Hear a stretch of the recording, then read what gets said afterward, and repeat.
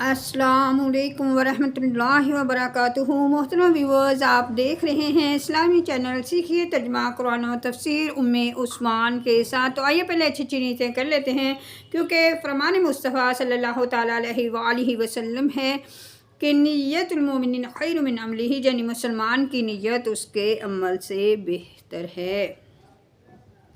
رب اشرح لی صدری ویسر لی امری واحلل عقدۃ من لسانی یفقہوا قولی۔ الحمدللہ رب العالمین والصلاۃ والسلام علی سید المرسلین، اما بعد فاعوذ باللہ من الشیطان الرجیم، بسم اللہ الرحمن الرحیم۔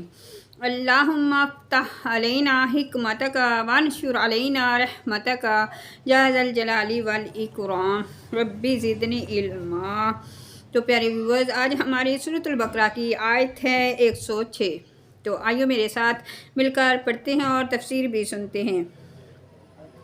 ما ننسخ من آیات او ننسہا ناتی بخیر منہا او مثلہا علم تعلم ان اللہ علی کل شیء قدیر۔ ترجمہ کنز العرفان۔ جب ہم کوئی آیت منسوخ کرتے ہیں یا لوگوں کو بلا دیتے ہیں تو اس سے بہتر یا اس جیسی اور آیت لے آتے ہیں۔ اے مخاطب، کیا تجھے معلوم نہیں کہ اللہ ہر شے پر قادر ہے؟ ما ننسخ، ہم جو منسوخ فرمائیں۔ نسخ کا معنی ہے سابق حکم کو کسی بعد والی دلیل شرعی سے اٹھا دینا، یعنی پہلی آیت کو منسوخ کر کے نئی آیت لے آنا، اور یہ حقیقت میں سابقہ حکم کی مدت کی انتہا کا بیان ہوتا ہے۔ اس آیت کا شان نزول یہ ہے کہ قرآن کریم نے گزشتہ شریعتوں اور کتابوں کو منسوخ فرمایا تو کفار کو بڑی وحشت ہوئی اور انہوں نے اس پر اعتراضات کیے۔ اس پر یہ آیت مبارکہ نازل ہوئی اور بتایا گیا کہ منسوخ بھی اللہ تعالیٰ کی طرف سے ہے اور ناسخ بھی، دونوں عین حکمت ہیں، اور ناسخ کبھی منسوخ سے زیادہ آسان اور نفع بخش ہوتا ہے۔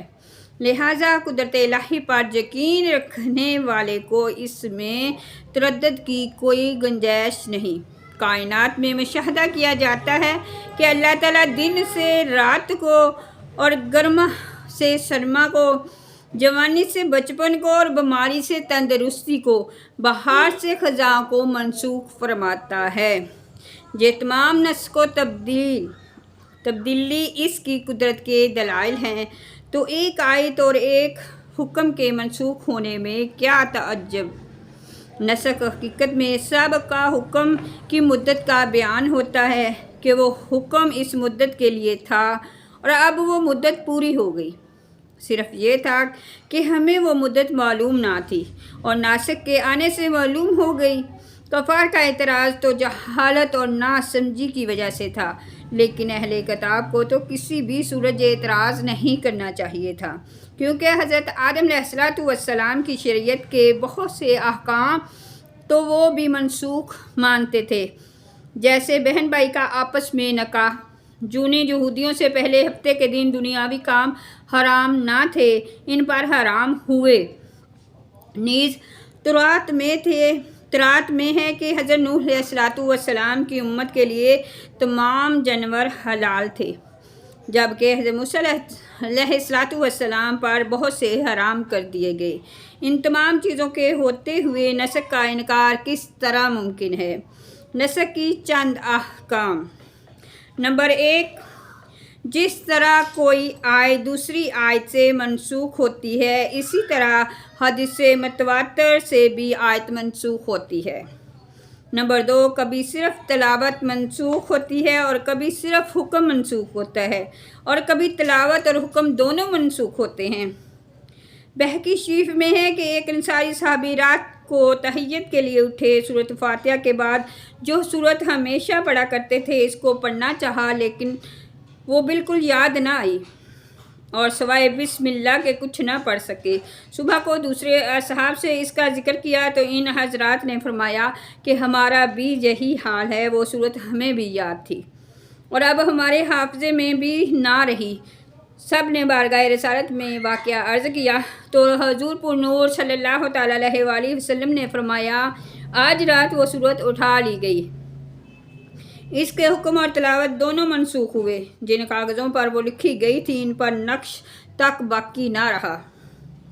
ناتی بخیرن، ہم بہتر لے آئیں گے۔ فرمایا کہ ہم کسی آیت کو منسوخ فرما دیں یا بلا دیں تو اس کی جگہ زیادہ آسان اور زیادہ ثواب یا کم از کم پہلے والے حکم کے برابر حکم لے آئیں گے۔ پہلے سے زیادہ سہولت والے کی مثال ہے جیسے پہلے 10 گنا تک کے لشکر سے جہاد کا حکم تھا، پھر صرف 2 گنا تک کے لشکر سے جہاد میں ڈٹے رہنے کا حکم نازل ہوا۔ زیادہ ثواب کی مثال ہے جیسے پہلے ایک قول کے مطابق روزے کی طاقت رکھنے والے کو بھی فدیہ دینے کی اجازت تھی، لیکن بعد میں اس پر روزے کا حکم ہی متعین کر دیا جو فدیے سے زیادہ ثواب والا حکم ہے۔ سہولت میں برابر کے حکم کی مثال ہے جیسے بیت المقدس سے پھیر کر خانہ کعبہ کو قبلہ بنا دیا گیا، حالانکہ دونوں کی طرف منہ کر کے نماز پڑھنے میں برابر درجے کی سہولت ہے۔ عالم تعلم ان اللہ لہ ملک السماوات والارض وما لکم من دون اللہ من ولی ولا نصیر۔ ترجمہ کنز العرفان، کیا تجھے معلوم نہیں کہ آسمانوں اور زمین کی بادشاہی ہی اللہ ہی کے لیے ہے اور اللہ کے مقابلے میں تمہارا نہ کوئی مددگار ہے اور نہ ہی کوئی حمایتی۔ لاہو ملک، اسی کی بادشاہی ہے۔ اللہ تعالیٰ کو اختیار ہے کہ اپنے ملک میں جو چاہے جب چاہے قانون جاری کرے۔ جب کائنات میں تبدیلی ہوتی رہتی ہے، دن جاتا ہے، رات آتی ہے، سارے جہان میں ہر طرح تبدیلی ہوتی رہتی ہے، تو شرعی قانون میں بھی تبدیلی ہو سکتی ہے، اور یہ تبدیلی مخلوق کی مصلحت کی وجہ سے ہوتی ہے۔ من دون اللہ کے مقابلے میں، اللہ تعالیٰ کے مقابلے میں کوئی کسی کی مدد نہیں کر سکتا۔ ہاں، اللہ تعالیٰ کی اجازت اور اختیار دینے سے مدد ہو سکتی ہے۔ قرآن و حدیث میں اس کی کئی مثالیں موجود ہیں، جیسے حضرت عیسیٰ علیہ السلام بیماروں، کوڑیوں اور نابیناؤں کی مدد کرتے تھے۔ فرشتوں نے غزوہ بدر اور غزوہ حنین میں مسلمانوں کی مدد کی، اور حضرت سلیمان علیہ السلام کے وزیر نے تخت بلقیس لا کر مدد کی، اور نبی کریم صلی اللہ علیہ وسلم نے سینکڑوں مرتبہ صحابہ کرام رضی اللہ تعالیٰ عنہ کی کھانے پینے، بیماریوں اور پریشانیوں میں مدد کی۔ حضور غوث پاک رضی اللہ تعالیٰ عنہ اور اولیاء کرام رحمۃ اللہ علیہم کا مدد کرنا لاکھوں لوگوں کے تجربات اور تواتر سے ثابت ہے۔ ام تریدون ان تسألوا رسولکم کما سئل موسیٰ من قبل ومن یتبدل الکفر بالایمان فقد ضل سواء السبیل۔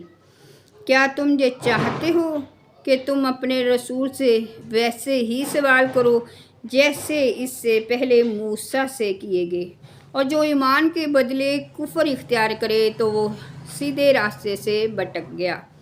کما سئل موسیٰ، جیسے موسیٰ سے سوال کیے گئے۔